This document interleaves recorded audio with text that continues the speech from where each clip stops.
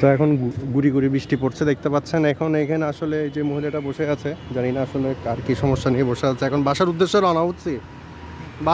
রওনা হচ্ছি, কারণ কিছু করার নেই আসলে, যেটার জন্য এসেছিলাম সেটা নিতে পারিনি।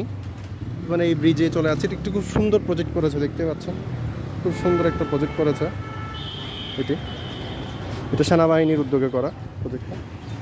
তো এই যে এখানে হাঁটার পানি চলাচলের একটা রাস্তা আছে দিয়ে।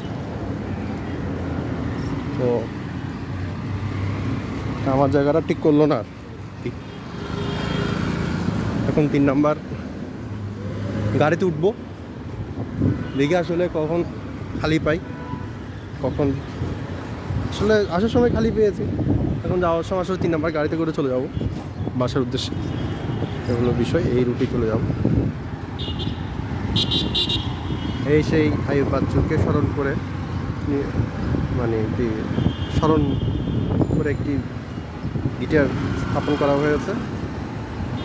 তো এখন বাসার উদ্দেশ্যে রওনা। আপনারা আমার চ্যানেলটি সাবস্ক্রাইব করবেন, পাশে থাকবেন, লাইক শেয়ার কমেন্ট করে।